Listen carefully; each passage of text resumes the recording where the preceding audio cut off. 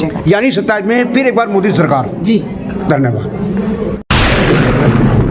राजनीतिक, सामाजिक, जनहित की आवाज, हालात शहर, कैसी भी हो खबर कवरेज करते हैं होकर निडर। जमीनी हकीकत का सच देखने के लिए देखते रहिए न्यूज हालात शहर हल्द्वानी से। प्रदेश सरकार के द्वारा आपको अहम जिम्मेदारी सौंपी गई है। आज न आपको प्रदेश महिला मोर्चा का अध्यक्ष बनाया गया है और आपका हल्द्वानी पहली बार आगमन हुआ है। पहले तो क्या संदेश देना चाहेंगी आप महिलाओं को?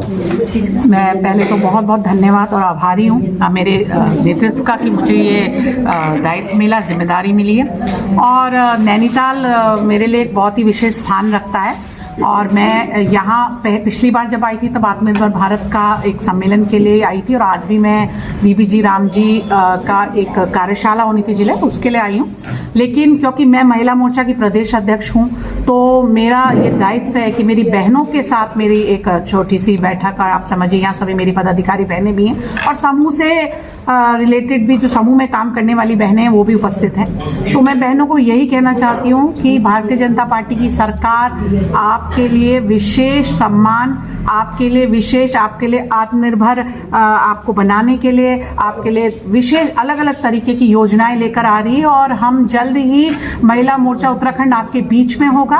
और ये हम एक संगठन के तौर पे नहीं कह रहे, एक सामाजिक स्तर पे भी कह रहे हैं कि इस बार महिला मोर्चा का जो विजन है वो बहनों के लिए काम करने का विजन है, उनके बीच में जाके ये सभी बातें रखने का विजन है।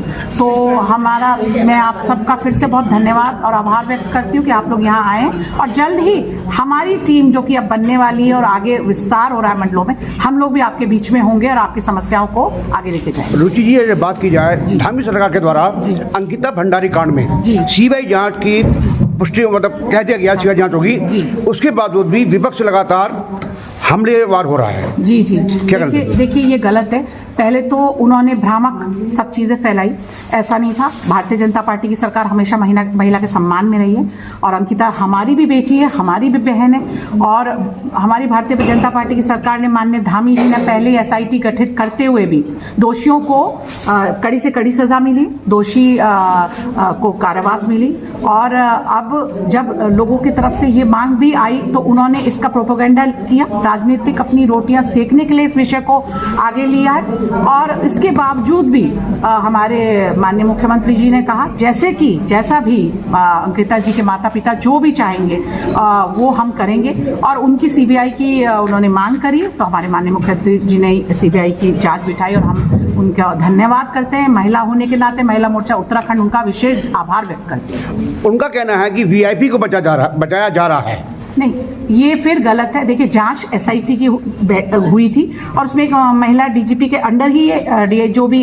थी उनके अंडर ये जांच हुई है और मुझे नहीं लगता कि सभी तत्व आगे आए और तभी दोषियों को सजा मिली। लेकिन अब क्योंकि सीबीआई की जांच आगे जा रही है तो जो भी बातें होंगी वो समक्ष आएंगी और दोषियों को पहले भी सजा मिली थी, अब भी सजा मिली। अंतिम सवाल, वर्ष 2027 नजदीक है जी, चुनाव का एक समर आने वाला है जी।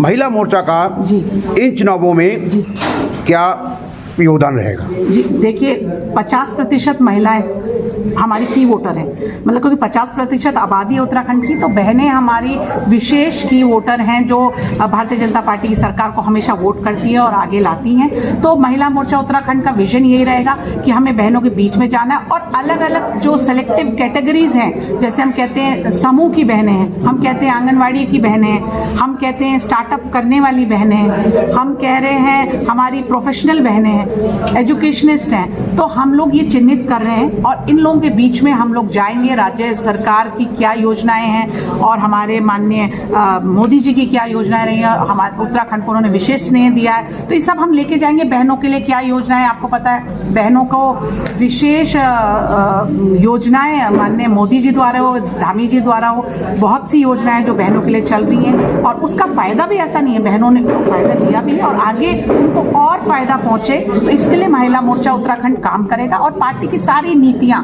और सारी योजनाएं लेके उन तक पहुंचेगा। यानी 27 में फिर एक बार मोदी सरकार। जी धन्यवाद।